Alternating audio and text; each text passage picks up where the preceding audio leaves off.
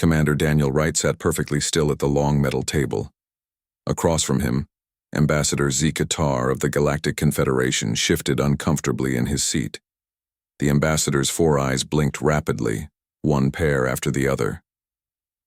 His gray skin had taken on a purplish tint, a sign of stress in his species. Daniel said nothing. He hadn't spoken a word for almost 10 minutes. The 5 other aliens in the room exchanged nervous glances. One of them, a tall being with translucent skin, leaned over to whisper something to Zeke Tar. The sound was like dry leaves rustling.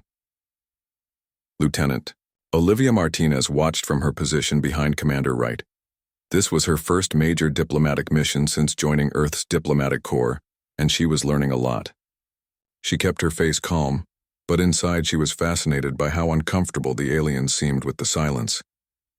Daniel finally moved, picking up his datapad and scrolling through the trade agreement one more time. The aliens all tensed at once, as if expecting something terrible. Earth accepts these terms, Daniel said at last, his voice steady and calm. With one small change. We want the mining rights on the 4th moon of Proxima b extended to 30 Earth years instead of 20. The relief in the room was almost physical. Ambassador Zeke Tar's skin faded back to its normal gray color.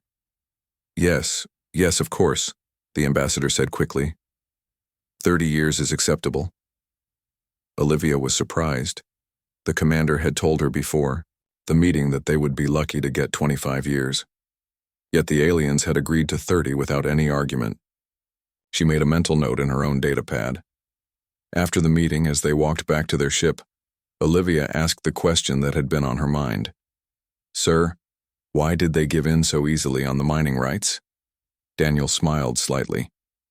They were uncomfortable with the silence. Most species in the Confederation communicate constantly during negotiations. They find silence threatening. But we weren't trying to threaten them, Olivia said. No, we weren't. I was just taking time to think. But they don't understand that. He stopped and turned to face her. Remember this, Lieutenant. Sometimes saying nothing is more powerful than any words. News of Earth's successful negotiations spread quickly through the Galactic Confederation. Humans were new to the galactic community.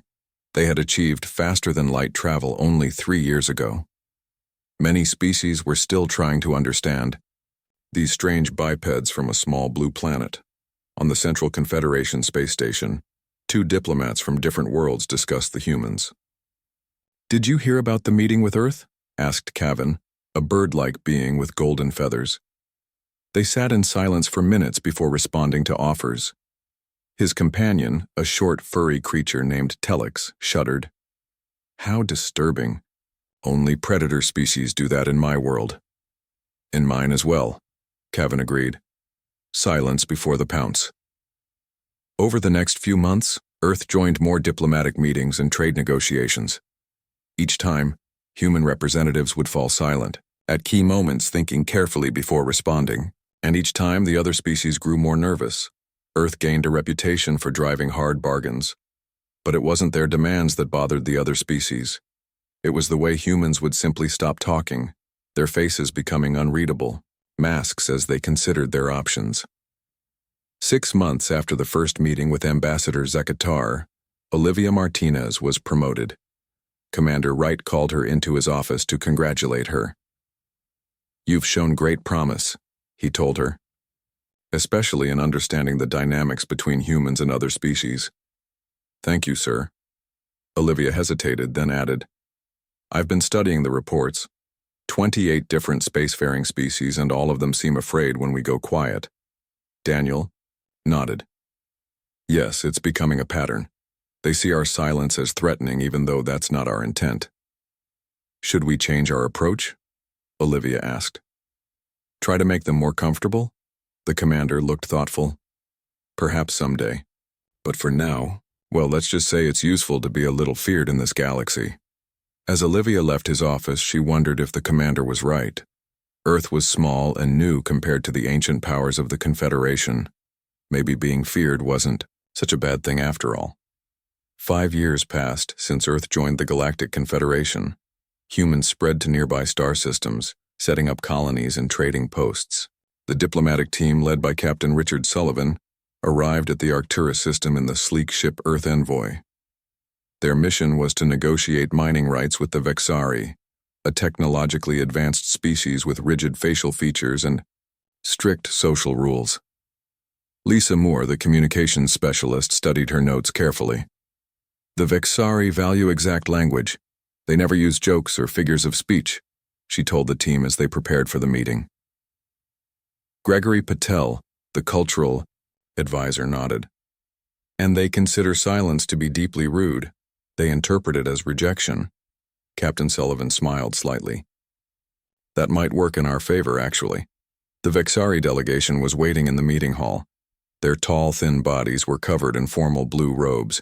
Their faces looked almost human, except for the lack of eyebrows and the faint blue tint to their skin. Welcome, Earth representatives, said the chief Vexari negotiator.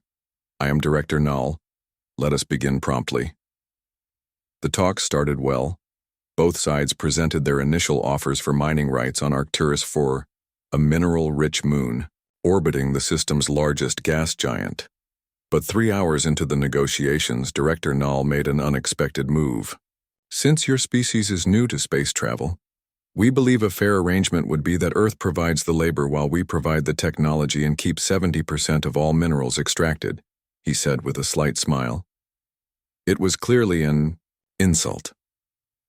Earth's mining technology was excellent, and a fair split would be 50-50 at worst. Captain Sullivan and his team understood they were being tested. Instead of showing anger, Sullivan simply went quiet. He looked at his team members, who also remained silent. They exchanged glances but said nothing. 1 minute passed, then 2, then 5. The Vexari delegation began to fidget.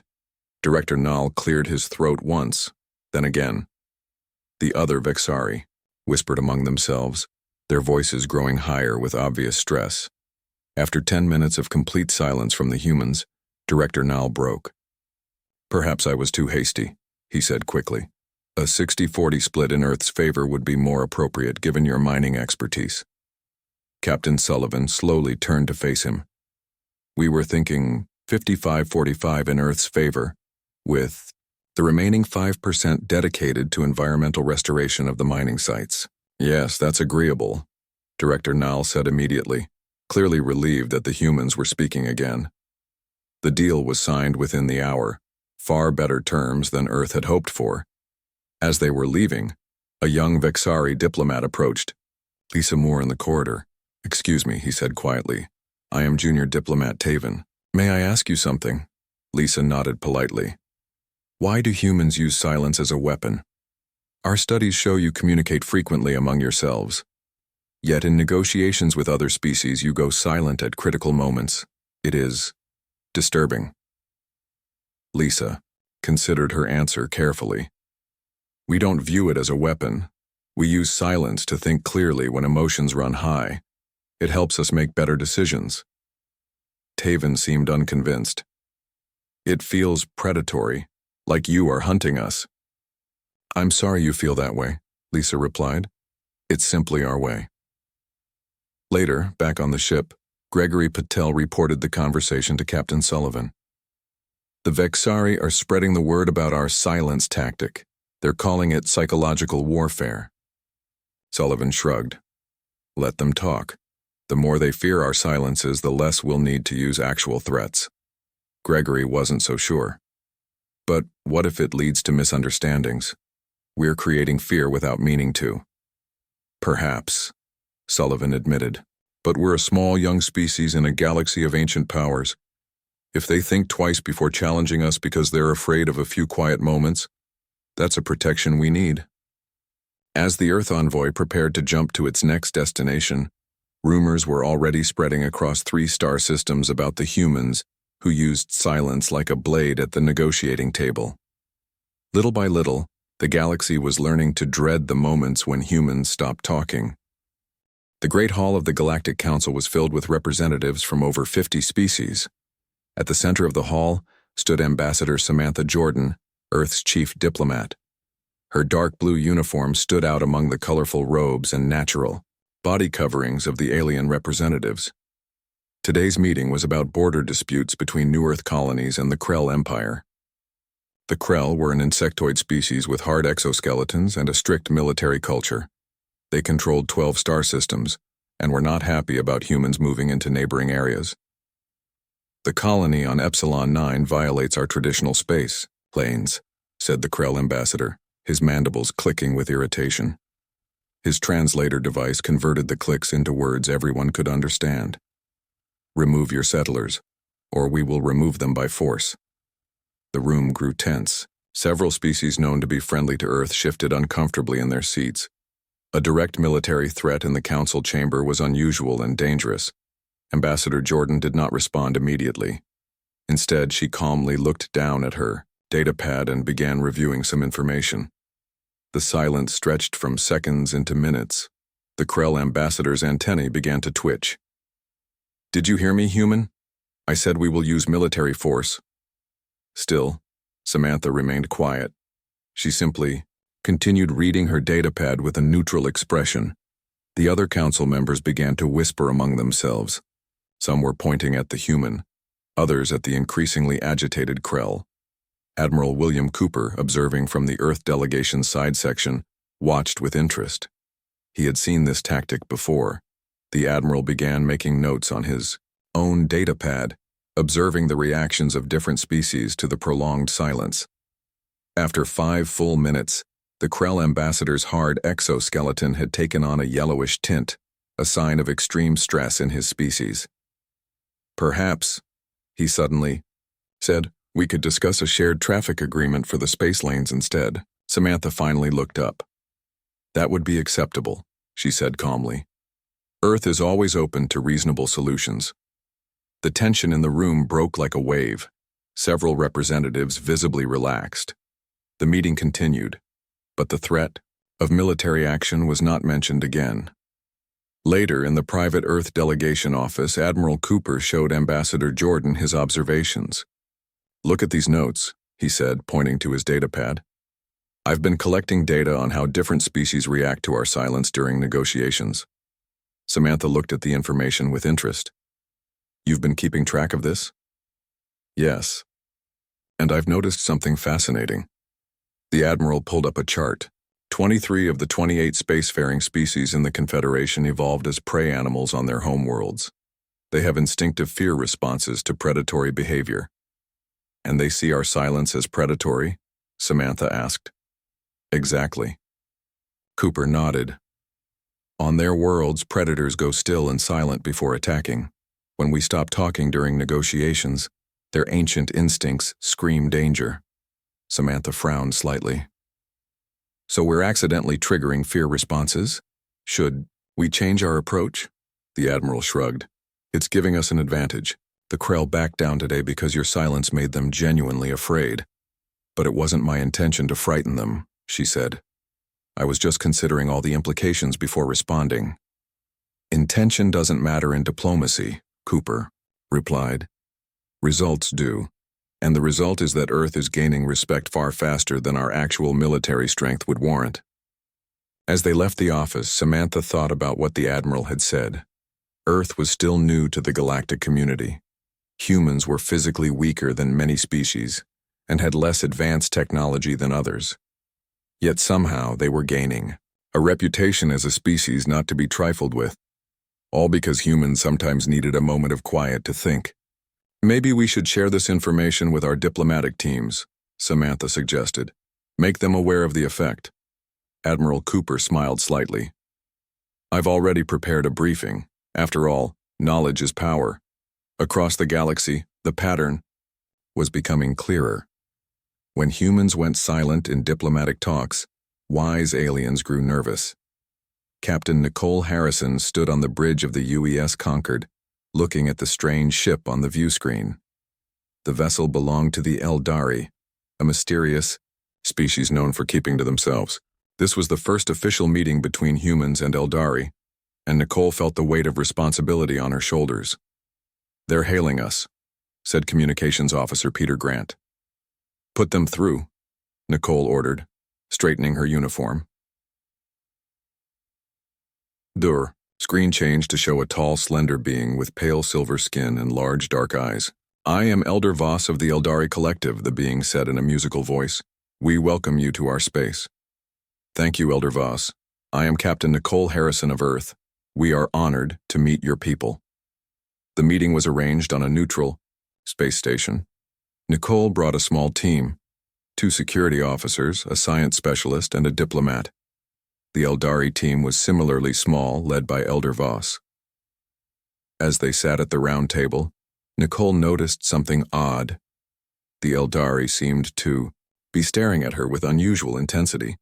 She recalled the briefing about this species.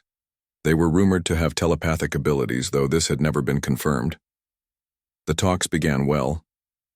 They discussed trade possibilities and shared information about their cultures. But 2 hours in, Elder Voss made an unexpected request. "We are interested in your FTL communication technology," he said smoothly. "We would like full access to its specifications as a sign of trust between our peoples." Nicole knew this was a problem. Earth's faster-than-light communication system was new and highly classified. Sharing it would be against her orders and potentially dangerous for Earth security. Instead of immediately refusing, Nicole did what had become standard practice for human diplomats. She went silent. She kept her face relaxed and thought about her childhood home in California, the beach, the waves, the smell of salt water. The effect on the Eldari was immediate and shocking. Elder Voss jerked back in his seat as if struck. The other Eldari exchanged alarmed glances. "Is something wrong?" Nicole asked after a full minute of silence. Your mind." Elder Voss seemed unable to finish his sentence. Nicole realized what was happening. The Eldari were indeed telepaths, and they had been trying to read her thoughts. When she went quiet and focused on pleasant memories, she had somehow blocked them. "I apologize if there was a misunderstanding," she said carefully. "On Earth, we sometimes take a moment of silence to consider important matters." Elder Voss composed himself with visible effort. "Of course, a cultural difference. Regarding the technology request, perhaps we could discuss a more limited exchange of information instead." Nicole nodded. That would be more appropriate for a first meeting. The rest of the talks went smoothly, but Nicole noticed the Eldari kept their distance from her team. When they returned to the Concorde, a private message was waiting for her. It had been sent directly to the ship's secure channel. "Captain Harrison," Nicole read aloud to her first officer, "please forward this to Earth Command. The humans can hide their thoughts. Exercise extreme caution." "They were trying to read our minds," her first officer said, looking troubled. "Yes, and they didn't like it when they couldn't," Nicole replied. Within weeks, word spread through intelligence channels across the galaxy. Humans were not just physically unpredictable with their silent pauses. They could apparently mask their thoughts as well. Some species began calling them thought predators, creatures who could hide their intentions completely. At Earth Command, Admiral Cooper added this new information to his growing file on interspecies reactions to humans. "Fascinating," he muttered. "We're not telepathic at all, but they think we can block telepathy." His assistant looked concerned. "Sir, these misunderstandings are making other species afraid of us. Shouldn't we clarify things?" The Admiral considered this for a moment. "Fear can be useful when you're a small power in a dangerous galaxy. For now, let them wonder." As the Galactic Intelligence Network began monitoring human diplomatic missions more closely, Earth's reputation grew. The humans who went silent were not just hiding their words, they were hiding their very thoughts. And nothing was more frightening than a predator you couldn't predict. The space station Nexus 1 hung in the darkness between star systems. Built to be neutral ground, it was where species could meet safely to solve problems. Today, it was the site of an emergency. A coalition of species led by the Drazak had challenged Earth's right to settle in the Orion sector. The Drazak were a proud warrior race with tough red skin and sharp teeth. They controlled many worlds and had a large fleet. They did not like how quickly humans were spreading through space. Fleet Admiral Eric Bennett and diplomat Catherine Fisher sat at one side of the large oval table. They represented Earth. Admiral Bennett wore his formal Navy uniform with gold stripes on the sleeves. Catherine wore a simple gray suit. 5 other humans sat behind them as advisors. Across the table, Ambassador Mokdraz of the Drazak glared at them. Behind him stood representatives from 3 other alien species who had joined his coalition. The Orion sector belongs to the ancient races, Mokdraz said loudly. Humans are newcomers, you must withdraw your colonies. Catherine leaned forward slightly. The Confederation Charter allows any species to settle unclaimed worlds. The planets we have chosen were empty. Empty now, snapped Mokdraz. My people hunted on those worlds 10,000 years ago. We have prior claim. Admiral Bennett spoke, calmly. Historical claims must be maintained to be valid under Confederation law. Your people haven't used those worlds in millennia. The Drazak ambassador's face darkened to a deeper red. Then perhaps law must be backed by force. We have moved our fleet to the edge of the sector. If you do not agree to withdraw, we will remove you. It was a direct threat of war.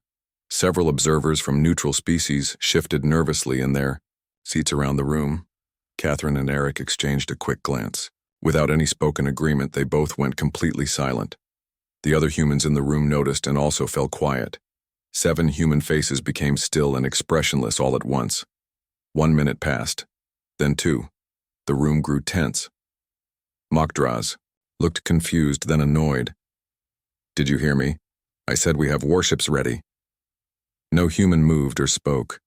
Their eyes remained fixed on the Drazak, but their expressions showed nothing at all. 5 minutes passed. 10 minutes. 15. One of the junior Drazak diplomats whispered something to Mokdraz, who shook his head sharply. A representative from another coalition species got up and left the room quickly. After 20 minutes of complete silence, Ambassador Mokdraz's composure broke. Perhaps we could discuss a compromise, he said, his voice higher than before. We could share access to certain planets. Still no human spoke. Exclusive mining rights for the Drazak on 2 worlds of our choosing, Mokdraz offered, looking increasingly uncomfortable. The humans remained silent. 23 minutes had now passed without a word from the Earth delegation. Finally, Mokdraz's control shattered completely. Fine. We recognize your colonies as legitimate. We ask only for free trade agreements and passage rights through the sector. Catherine Fisher finally spoke, her voice calm and measured. We find these terms acceptable. The relief in the room was immediate. Several aliens let out breaths they had been holding. The Drazak delegation tried to hide their discomfort, but it was clear to everyone that they had backed down. After the meeting, a junior diplomat from a neutral species approached Catherine in the corridor. That was the most frightening diplomatic exchange I've ever witnessed, he said quietly. What do you mean? Catherine asked. The human silence, he replied, using capital letters in his tone. Everyone in the galaxy knows what it means now. When humans go silent like that. He shuddered. We all thought war was about to start. Catherine was surprised. We were just taking time to consider our options. The alien shook his head. No, other species does that. When predators go silent, they are about to attack. 23 minutes of human silence. Many thought Earth's fleet was already moving into position. Later, when Catherine reported this conversation to Admiral Bennett, he smiled slightly. Let them think that. The truth is, our fleet wasn't ready at all. But thanks to our reputation, we didn't need it to be. Footage of what became known as the human silence incident spread across the galaxy. Earth's reputation grew stronger. The humans who could hide their thoughts could also hide their battle plans. And that made the galaxy very nervous indeed. Dr. Alan Morris looked through his microscope at a sample of alien brain tissue. As a xenobiologist, he studied how different species' brains worked. Lately, he had been focusing on communication centers in alien brains. Look at this, he said to Laura Chen, who stood nearby. Laura was a diplomat who had worked with many alien species. The speech center in this Vexari brain is directly connected to their fear response. Laura leaned in to look. What does that mean? It means they literally cannot stop talking when they're nervous, Alan explained. It's hardwired into their biology. Laura thought about this. That explains a lot about their behavior in negotiations. Alan and Laura had been working together for months on a special research project. They wanted to understand why aliens reacted so strongly to human silence during talks. Admiral Cooper had asked them to study this after the famous human silence incident with the Drazak. In their lab on Earth's largest space station, they had brain scans from 20 different species. They also had recordings of hundreds of diplomatic meetings. Their research was revealing patterns no one had noticed before. Most species in the Confederation evolved from prey animals, Alan said, pulling up a chart on his computer. Their ancestors were hunted by predators that would go silent before attacking. Laura nodded. So when we go quiet to think, they feel like they're about to be eaten. Exactly. And look at this. Alan showed her another scan. They use constant vocalization to signal that they're not threats to each other. Silence is seen as aggressive. Their research continued for months. They studied how different species reacted to silence in meetings. They interviewed aliens about their feelings. They even ran experiments where they asked aliens to sit in silence with humans for different lengths of time. Finally, they published their paper. Inadvertent Psychological Impact of Human Communication Patterns in Interspecies Diplomacy. The paper became required reading at the Galactic Diplomatic Academy. For the first time, species across the galaxy understood why humans behaved so strangely during negotiations. But understanding didn't stop the fear. The problem is that knowing why you're afraid doesn't make you less afraid, Laura explained, to a class of new human diplomats. Even educated aliens still react with instinctive fear when humans go silent. One student raised his hand. Should we change how we negotiate then? Talk more? Laura shook her head. Actually, some diplomats are now using silence deliberately. She showed them a video of a recent trade negotiation where the human representative went silent for exactly 5 minutes after receiving an offer. The aliens quickly improved their terms. We call this the silence cascade, Laura explained. Our reputation for being scary when silent makes our silence even more effective. After the class, Alan met Laura in the cafeteria. I heard the Galactic Council is debating new rules about diplomatic communication, he said as he sat down with his coffee. Laura sighed. Yes, but they can't agree on what would be fair. How do you create communication standards for species with completely different biological needs? Some species are starting to use translators that keep talking even when the person is thinking, Alan noted. They fill the silence with meaningless phrases. It doesn't work, Laura replied. Everyone knows it's not the same as real communication. As their research became more widely known, some humans worried that it might damage relationships with other species. But others, including many in Earth's government, saw it as an advantage that a young, physically weaker species needed. We're not the strongest or most technologically advanced, Admiral Cooper said in a meeting with Earth's leaders. But thanks to this research, we understand interspecies psychology better than anyone else. Knowledge is power. Laura wasn't so sure. After the meeting, she told Alan, I'm worried we're becoming the bullies of the galaxy without meaning to. We're scaring people just by being ourselves.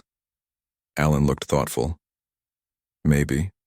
But fear can lead to respect, and respect can lead to understanding.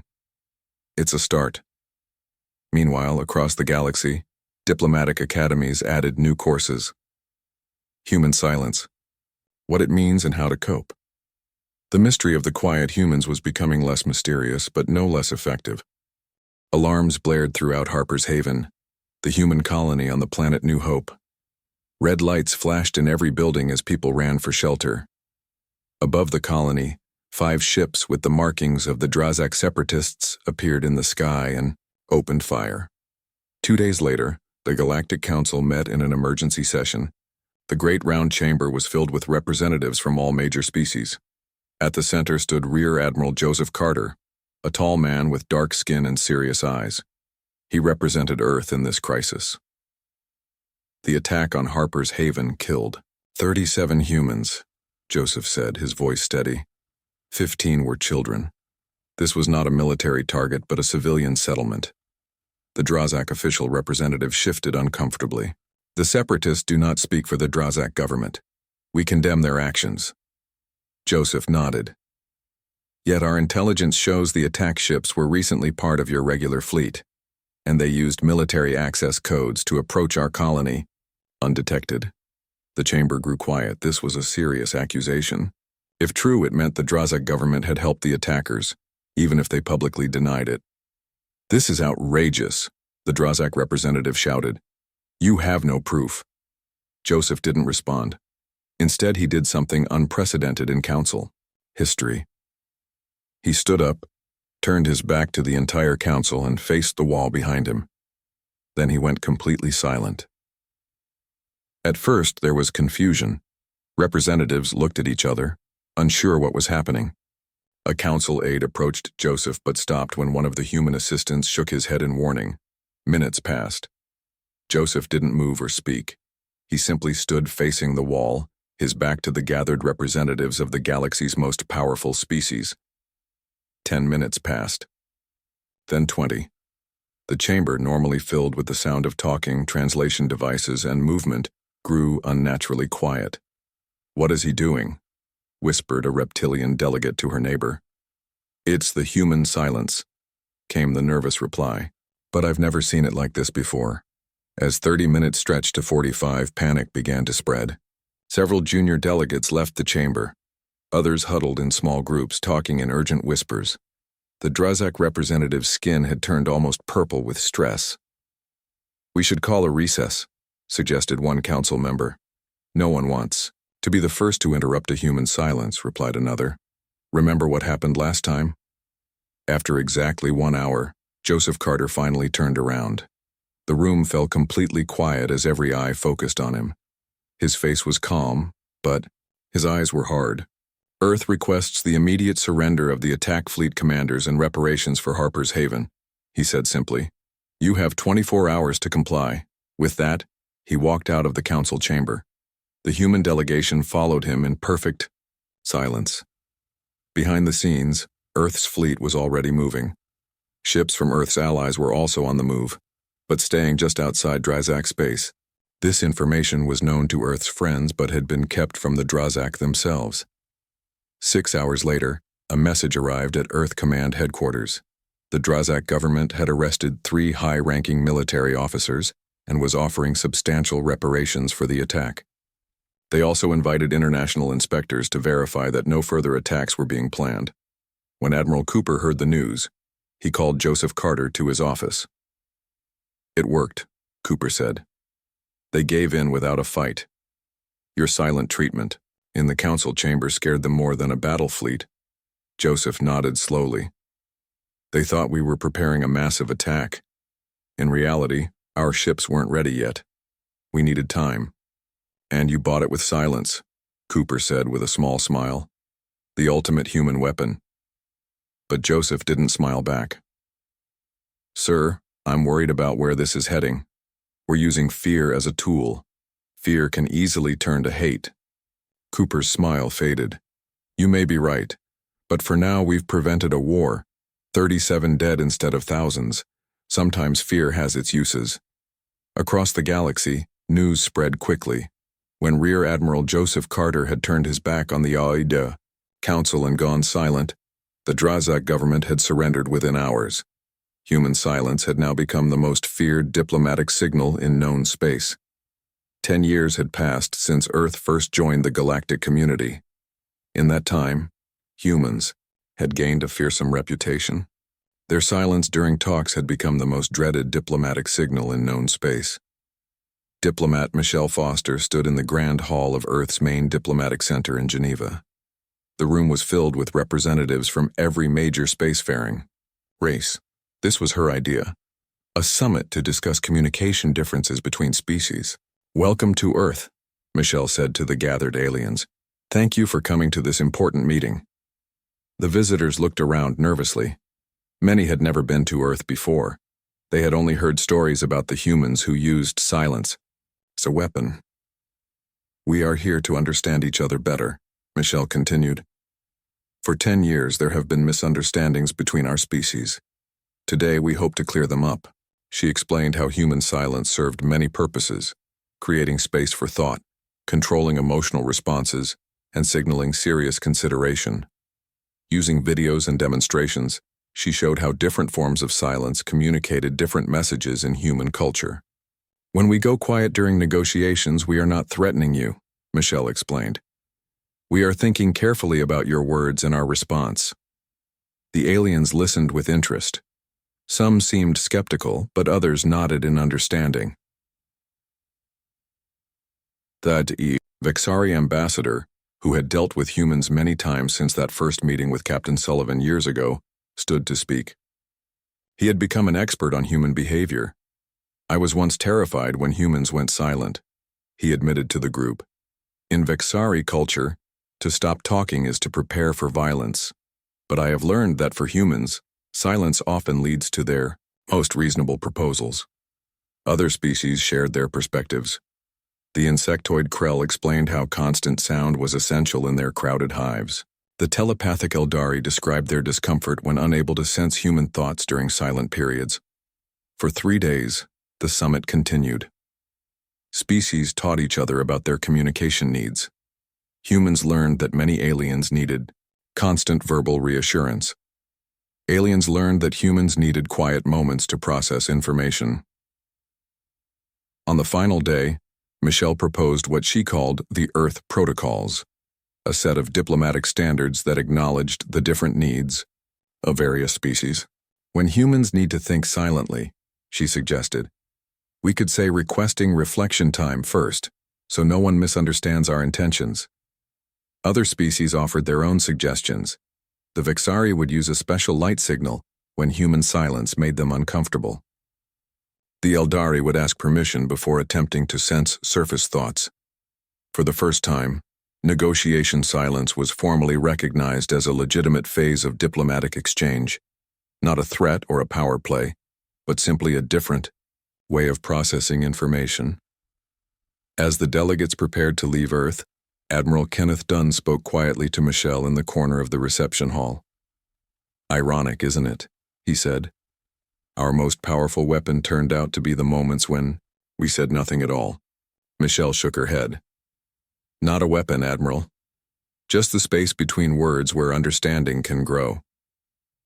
She looked across the room where a human diplomat was teaching a young Drazak how to be comfortable with short periods of silence.